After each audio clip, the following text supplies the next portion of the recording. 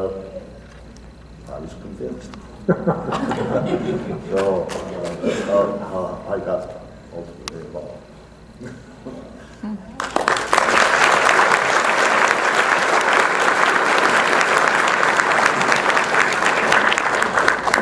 I'll have Claudia tell her story in just a second, but since Chris alluded to the atomic power aspect of Back to the Future, I'll tell you a story about that and how having limits on what you do can sometimes make you very, very creative.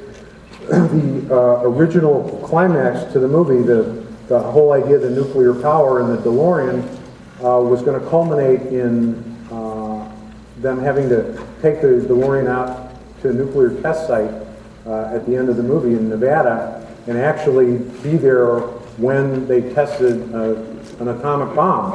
And Doc Brown invented some deal to harness all the radioactivity in atomic energy and channel it back in as a power source.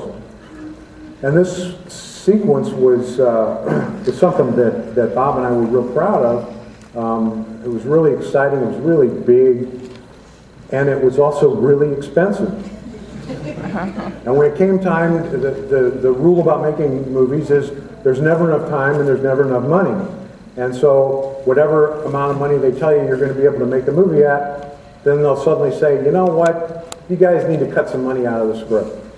So we got into that position where they said, it's too expensive, guys, you got to figure out a way to cut at least $1 million out of this.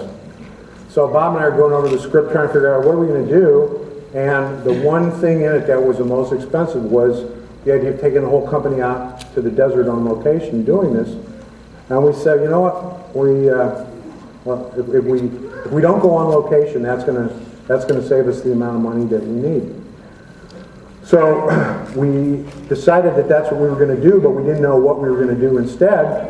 And we spent some time thinking about it, and we came up with this whole idea about the clock tower and the lightning. I'm not going to say too much more about it for a few of you that haven't ever seen the movie before. But the clock tower was something that we created for the end sequence and invented the whole backstory of it for that. But it was on the back lot at Universal where we filmed it, so we knew it was a location we didn't have to go to. It was right there, and it turned out that sequence was a whole lot better than the original nuclear test site sequence. So sometimes the fact that somebody tells you that you can't do something forces you to be a lot more creative than you would have if you had, complete and utter freedom to do anything that you wanted.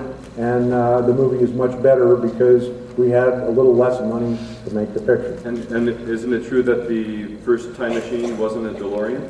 Yes, in the 1980 and 81 drafts, it was a time chamber that Doc Brown had built out of like an old refrigerator. It wasn't very visually interesting, and as Bob Zemeckis said, we thought, maybe kids would go running around thinking that they could travel through time if they climbed into their refrigerator. That's not something that's a good idea. We'd much rather know that small children were stealing cars and driving them at 88 miles per hour. So we changed it. It never occurred to us to use a Lamborghini, even though they have great doors. But had we done that, the car would have probably had to go 288 miles an hour to travel through time.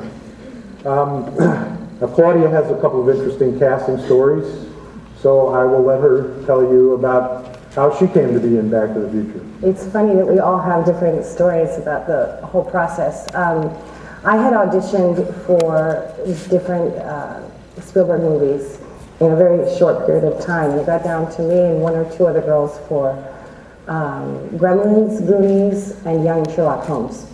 So when it was time to audition for Back to the Future, it was the same casting people who had almost cast me in the last 2 months in these other movies. So when I walked in, I was like, hey, it's me again.